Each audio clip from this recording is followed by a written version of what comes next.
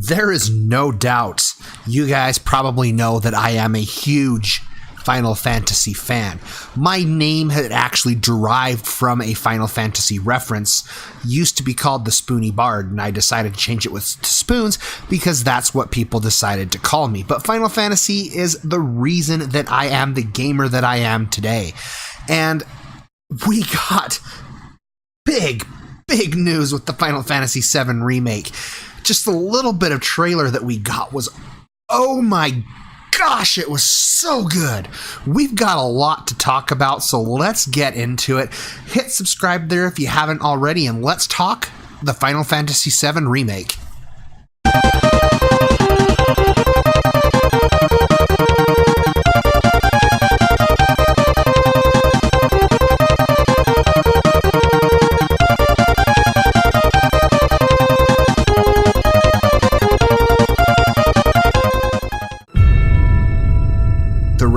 Draws closer. So first thing I'm realizing here is just how realistic. Hands up! Back up the truck here. Look at Aerith. It's just wow. It looks so realistic. And honestly, I think she looks a lot better than she did in the Advent Children movie. I'm really excited to see where they're going to be taking this. So we'll continue our watch. Hands up! Have fun. I'm here for you, to help take the load off your shoulder. So one thing I wanted to point out, and we did see this in the original launch trailers, there does look like there's going to be some semi-ish platforming elements to it, and I'm honestly okay with that. I feel like that could really add some interesting moments, some kind of cut up the gameplay a little bit and go with something new. Help take the load off your shoulders. So, what's our next move, boss? That's easy, Boss? That's easy enough. Are you okay? I'm fine. Here, this is for you. You know, I'm curious. We'll check here later at the end of the video, but I wonder if that is. I wonder if that's Mandy Moore, who's voicing Aerith there. A flower? Okay, we'll back up the truck here. We have to take a look at this monster here. So, remember the sewer monster? Remember the monster that they showed off, or that you fought after you rescued Tifa from Don Corneo's manor? That's that monster. They really stuck to the original aesthetic of that, and I love the design. You can see the sewer in the background and everything. They've really taken a lot of attention to detail in presenting this project. Oh, I am blown away.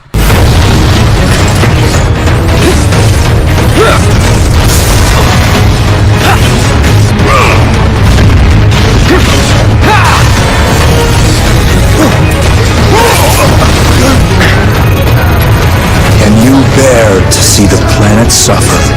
Cloud. This is the part that confuses me the most. Suffer. Cloud. Suffer. Planet suffer. I was trying to figure out just where this was within the Final Fantasy VII world, because Sephiroth never really has an interaction with Cloud outside of the Northern Crater. There's that little bit of a moment where you see him inside the cargo ship, but you never get that full-on interaction with him with Cloud, I guess, other than the Niflheim flashback. But is that what we could be seeing here? Is this the wreckage of that? What we're seeing a lot of Midgard, and we haven't seen anything other than Midgard with the Final Fantasy VII. Wow. So, I honestly don't know quite what to think. More to come in June. We're obviously going to be getting more when E3 comes along, but we haven't seen Tifa. Tifa's been kind of kept under wraps. I imagine we'll probably see more of her when E3 actually does roll around. So I hope very much that they do this justice. Now, there are some things I want to actually talk about too that with the Final Fantasy VII Remake is there's things I feel that they have to remove and things that they have to keep. Cloud's cross-dressing scene needs to be in there front and center. They cannot change that. Honestly, I would be okay with them making this a mature rated game. Some of the themes in Final Fantasy VII, well, you've gone through some of it, you'll know what I mean, but I doubt they will. I do feel like that they'll still handle those scenes with care, make it very interesting, and really kind of stick to the,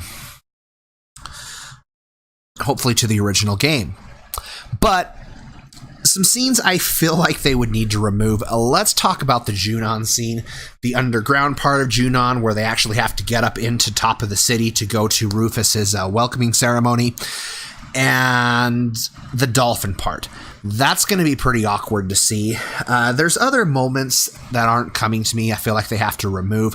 One of the biggest questions that keeps coming up, though, that I do want to talk about is the fact, is this game still episodic? And honestly, I feel like it is. I feel like it has to be. I feel like there is no way that this game is going to release complete and be one huge, massive game. I don't think it's been in development long enough. I think it is still going to be released episodically. I just hope they do it right.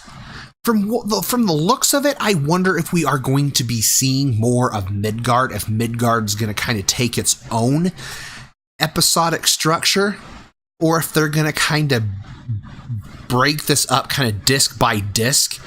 It's hard to say, but there's a lot going on here, and I want to keep my expectations in check. Square Enix and me have had a bit of a rough patch lately with Final Fantasy 15 and Kingdom Hearts 3. I don't want to get my hopes up and get super excited. And oh, this trailer was so awesome. It's so hard not to get your hopes up and be excited. But definitely more content of the Final Fantasy VII Remake when it comes. Guys, it's still alive. It's real. The hype is real. It's here. We're still getting it. And I don't know when. They don't have the greatest track record, so ooh. I'm so excited.